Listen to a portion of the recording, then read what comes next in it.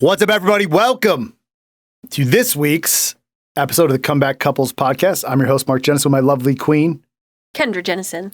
So I was thinking about something. I've been waiting. Do we want to put numbers on these? Like episode 1, 2, 3? We can. So we should probably start at Kendra's favorite number, 69.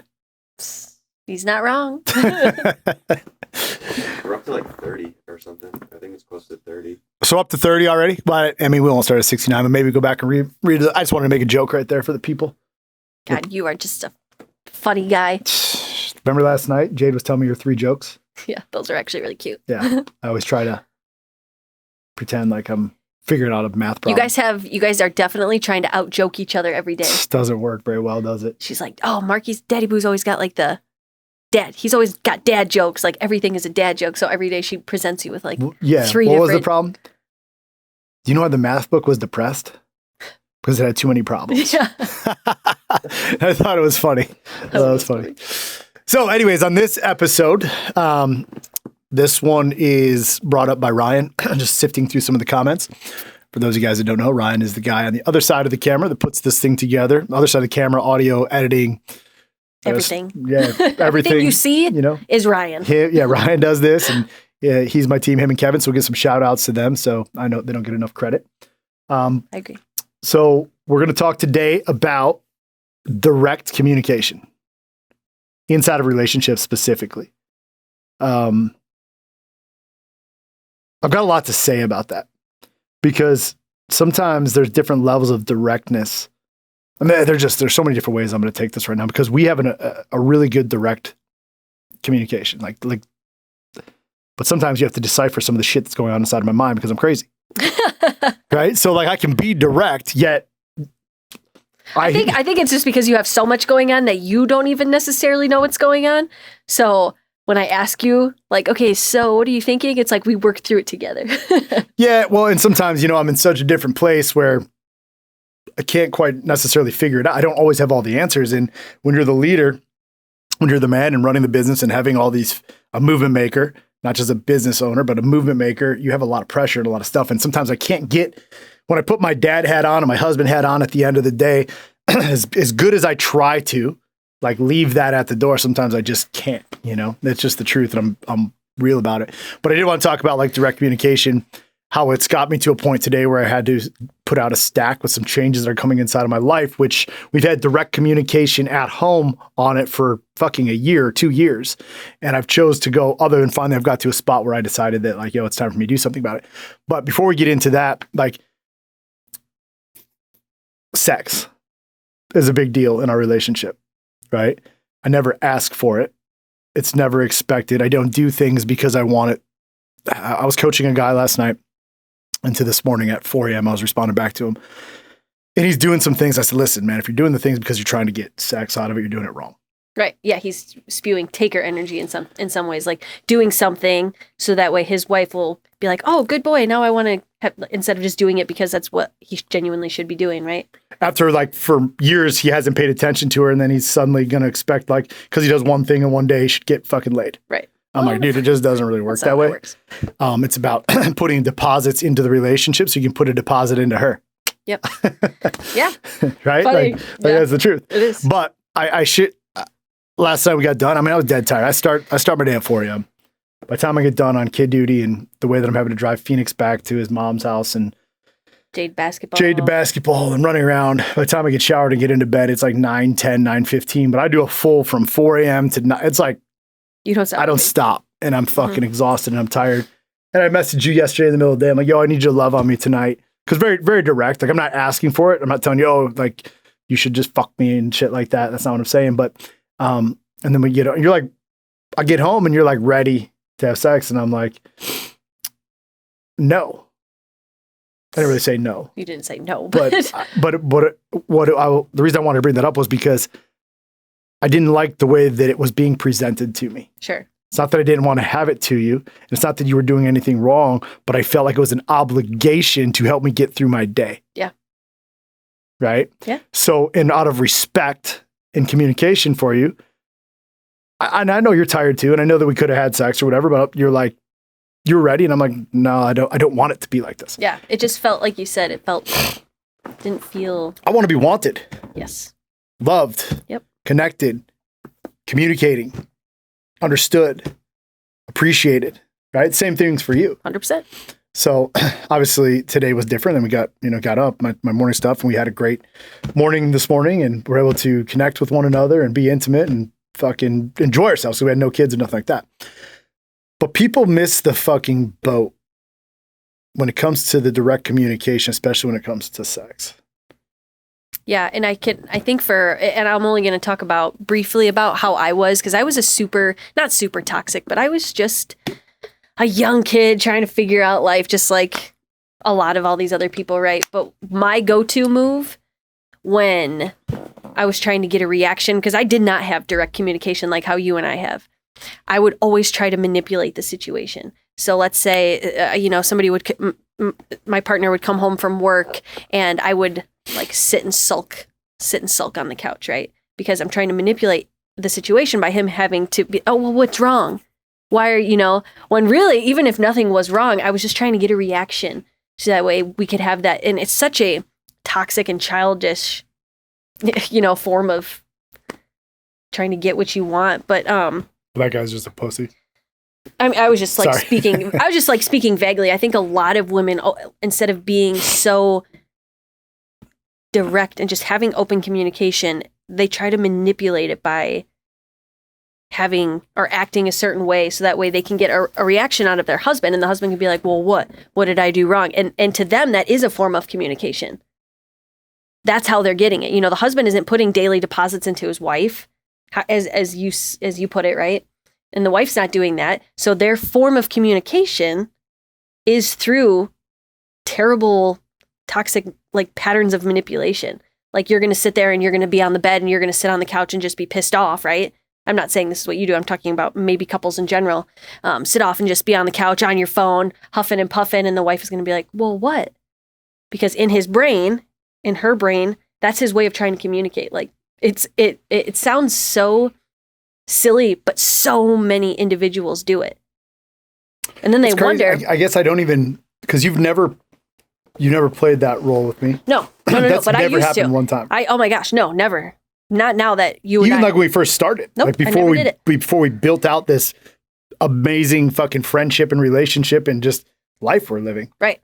And it doesn't always come in the form. It could come in the form of being in two completely separate places, constantly trying to ignore your significant other. Instead of just being direct and having clear communication, they play that manipulative, like, I'm going to try and get a reaction out of him. I'm going to try. This is a way to communicate. And it's so toxic, and it doesn't work. And then they wonder, maybe some people wonder why they have such a turmoil when it comes to communications. You're not being direct.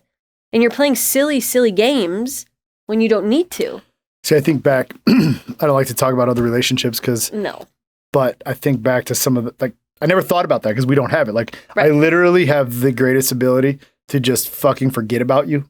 Yeah. Right? Like, when I'm done with you, I'm done with you. Maybe that's narcissist. Maybe that's toxic in itself. Whatever. But a man-woman relationship, like, just when I'm done, I'm done. When I've given everything and there's nothing coming back my way, fuck off. I'm going to keep going forward. Mm-hmm. So I don't spend much time thinking back to any other relationship. But I do know that there's been, after you saying that, things were done to me to be able to get a reaction. My reaction was never probably what it should be. My reaction was like, okay, well, fuck you. I'm out. Yeah. I'm going to get wasted. I'm going to go make money. I'm going to go look for someone else. Right. And instead of having like a healthy form of communication where you could actually sit down with the individual and be like, hey, listen, this is what's going on. It's not sitting right with me. Let's talk about this. But no, not everybody, but individuals want to go through and they want to have that very toxic way of trying to communicate instead of just being so direct. And when we got into a relationship, I already knew that about myself, and I freaking hated it. I knew I wanted to grow as a woman, as a human, as a person in a relationship. I was like, okay, I got to stop doing that. I don't like it about myself. I'm better than this. I'm growing, And so when I met you, I was like, I'm not going to do that. I'm just going to be clear, cut, direct.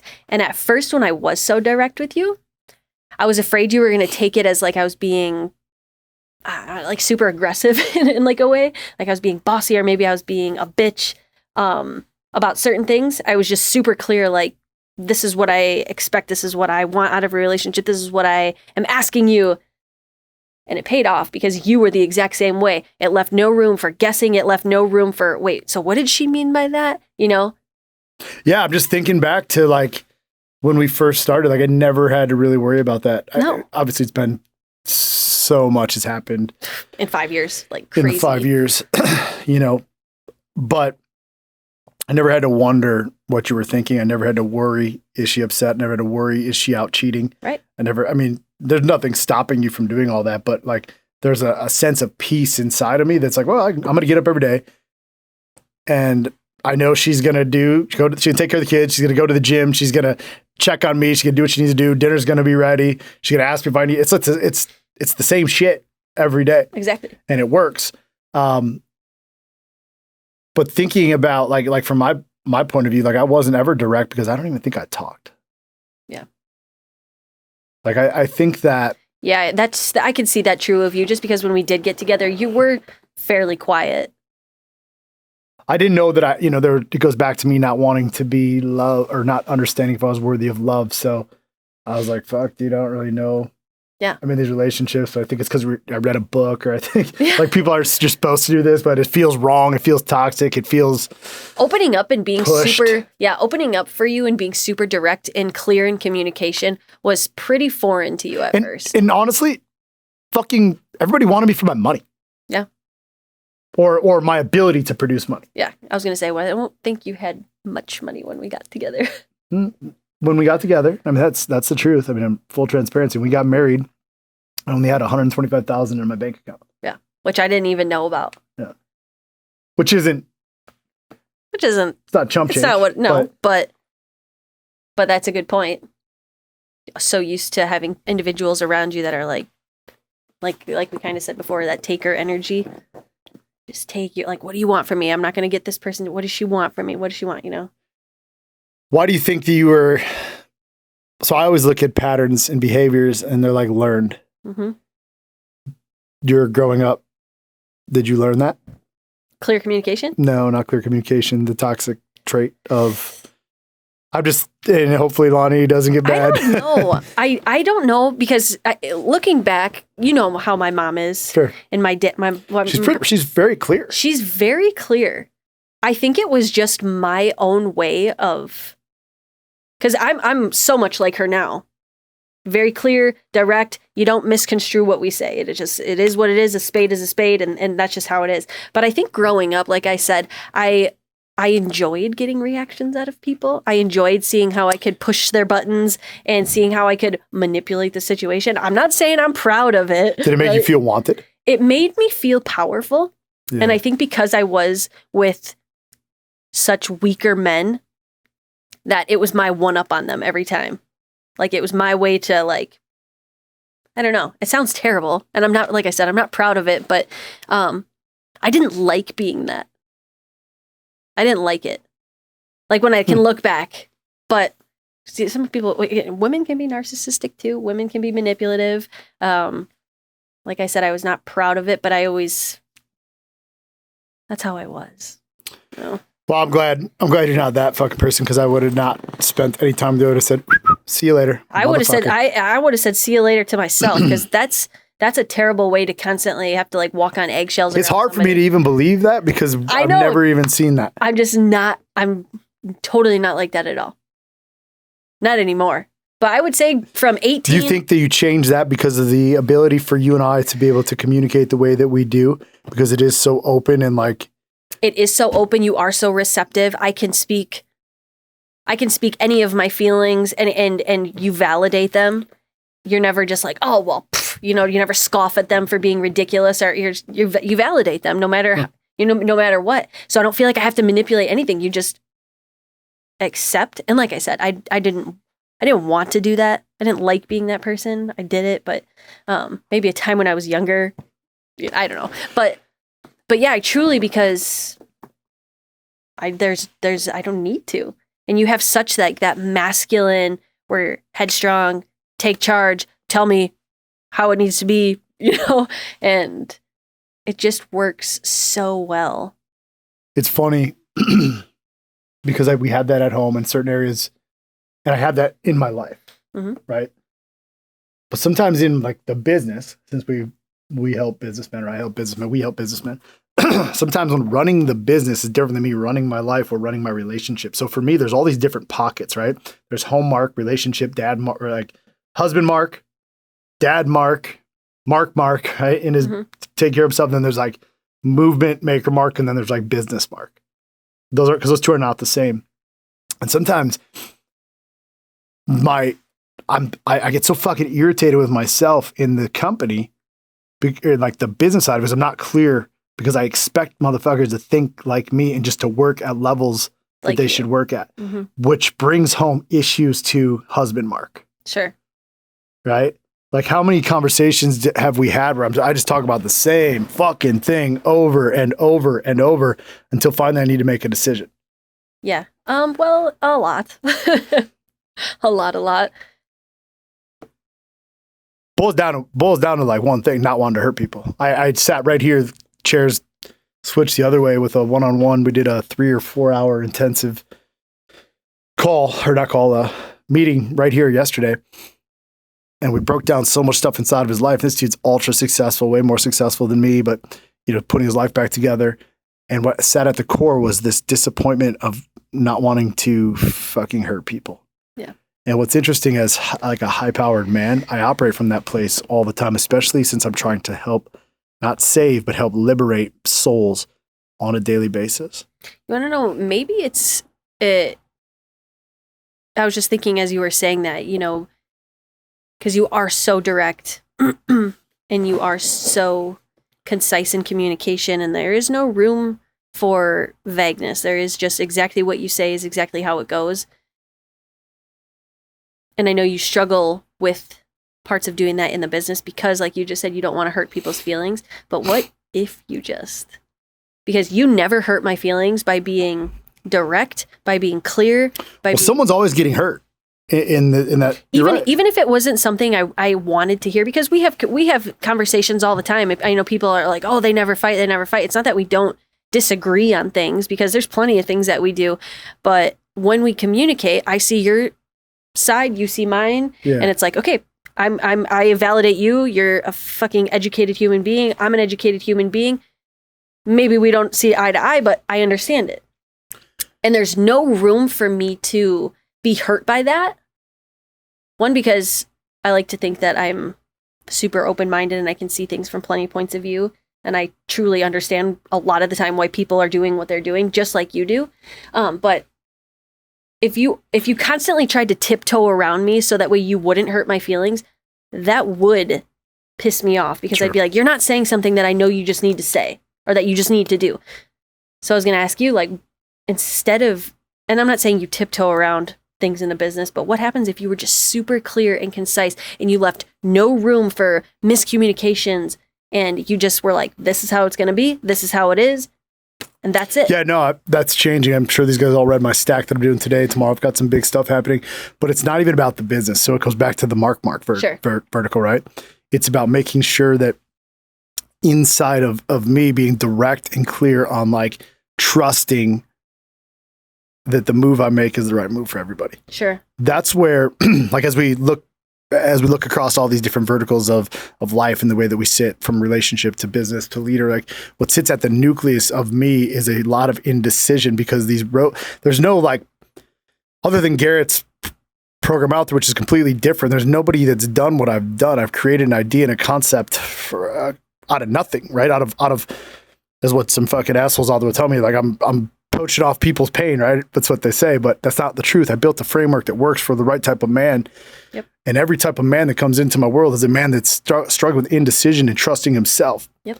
Yet I trust myself so much, but when you realize that you're building and building and building, you're trying to pay for these debts that I fucking pay. Like, I was in the shower this morning thinking about, and we had this conversation, I'm still paying the price for my failures from my first business to certain people in my life. Yes.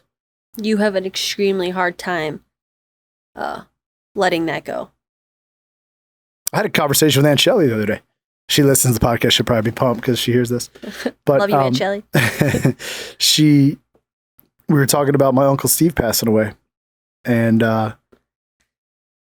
she's like, he would be so proud, right? So proud of you and what you've created. And you've hit the levels of success that he really wished he could have hit. And you're going to keep climbing. Because we used to have these conversations about that. And she did too. They were close. And like, you're just climbing and climbing. And you're 42 and you're going to grow and you're going to do all the things you wanted to do. And I said, yeah, but sometimes I look at it like that. And other times I look at it like, would he be mad at me because I didn't take care of my cousins the way that I should have took care of my cousins? Like there's so much so we talk about direct communication with you or the business or Ryan or the people around me. But there's so much mixed confusion inside of me, which is why sometimes it's difficult for me to get it out. Yeah. Well, I mean, you're definitely, I'm sure, not the only person. No, absolutely not. There's a ton of dudes that are like, oh, I'm glad he said that. Yeah. Guys that are way more successful than me, guys that got cool shit going on, like, oh, I'm glad he said that because I'm not alone. Yeah. That's really what happens. The indecision, not even indecision. So the directness in our communication comes to you and I because I look at our life and I understand this. I mean, we have a vision, we have a plan, we have a path, we have the resources, and we're going. Mm-hmm. So it's easy to be direct with that because ultimately, too, as a man, you have full faith and confidence in me. 100%. So there's no room for me to be indirect in that fucking part of our life. The decisions I have to make, I have to live by them, I have to own them, and I have to stand by them, and I have to move forward. Yeah, 100%. I can truly say that if you weren't the way you were and we didn't have such a clear picture path that we were on, that you were like forging us through, I would be like, WTF, man, like what's going on? I feel lost. I feel confused. And that is because I do look to you with such leadership as the man in the family. Yeah, I can honestly say that you're right. Communication wouldn't be as direct or as clear if you didn't make it that way for us.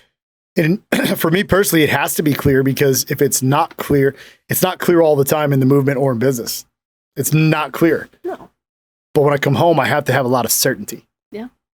Right? There needs to be certainty because if I don't give you certainty, that creates chaos. Even it's so funny you say that because I'm super indecisive. We know that.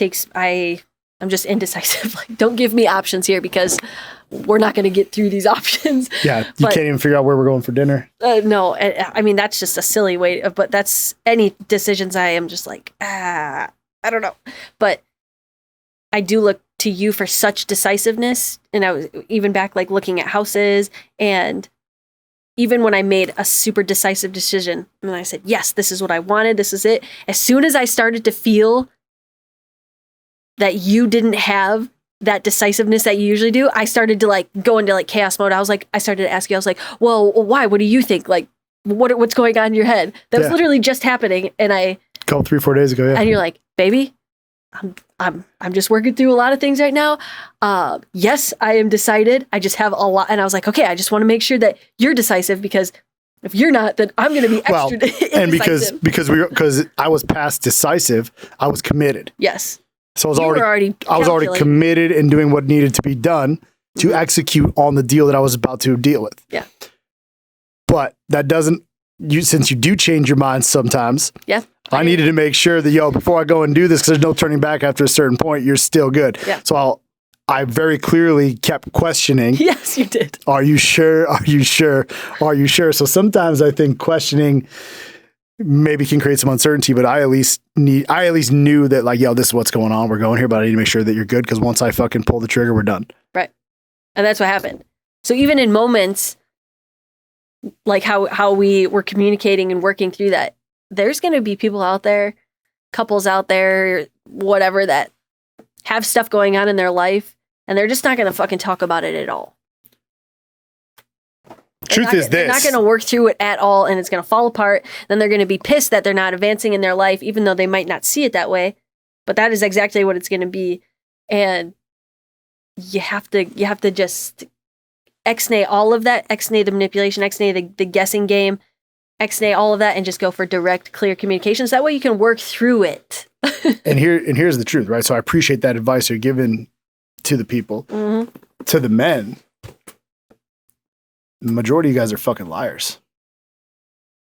And especially the guys, the guys that end up in my world. Sure.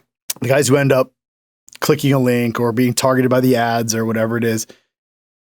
99.99% of you guys are liars. In which way? In everything they say and everything that they do. Ultimately lying to themselves. Sure. Right? They might not verbally tell lies, but they're such in a place of such indecision, or they've told a lie for a long. I can think of some clients right now that are in my second level mastermind who are still they're not lying as bad as they were, but they're still fucking lying. Mm-hmm. And if you can't be truthful with yourself on what you want, you can't be truthful with yourself on where you're going, you can't even bring yourself to be able to have a clear line of communication with your wife, it's not because you don't want to, it's because you just fucking haven't stopped lying to yourself. I mean, I think about this. I don't think I know. I talk about it. Like, dudes are still listening to this podcast, wanting to have the relationship together with their wife, and they're still going home and beating off to Pornhub. Right. And then coming in the room and giving her a kiss, telling they love her. I can think of like 4 clients right now. Sure. That tell me they have that problem with it. They might not be drinking. Sure. They might be communicating, telling their wife they love her, but they're still fucking jerking off to Pornhub fucking 3 times a week or whatever it is. Yeah. They're still fucking afraid or contemplating the fact of like, I don't really know if I should drink or I shouldn't drink. Yet their life has advanced, they move forward, and they're just still fucking lying to themselves. Sure. And if you can't be clear with yourself, if you can't have an open line of communication with yourself, like this morning on the way to the gym, like I realized, I'm like, dude, I'm fucking nuts. I'm having full-blown conversations with myself right now. I'm answering back myself. I'm answering questions. I'm fucking future-paced. I'm giving speeches. But inside of all that is me being real with me. Yep. And I wanted to give some advice to the men. Like, if you want to have a clear line of communication like I have with Kendra, it's not about Kendra. It's not about the kids. It's not about Ryan. It's not about the teammate. It's about me. Yep. Having a direct communication, direct connection with my soul of fucking being me. That doesn't mean that every decision I make is perfect. That doesn't mean every word that comes out of my mouth is perfect, but it means I know where I'm going. And if I know where I'm going, then more often than not, the words I'm going to say are going to be the path that we need to fucking live by. What's your advice before we hop off of here for women, right? So I guarantee you lots of ladies probably do that little fucking thing you're talking about where they're trying to get a rise out of their guy because they're not getting the affection and the attention that they want.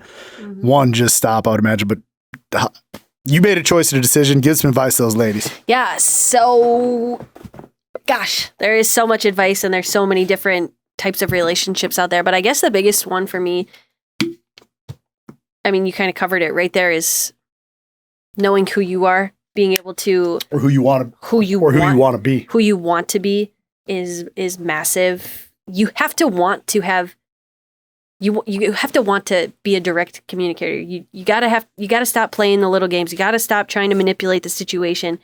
If you're in a relationship, you just have to want to be a direct and clear communicator.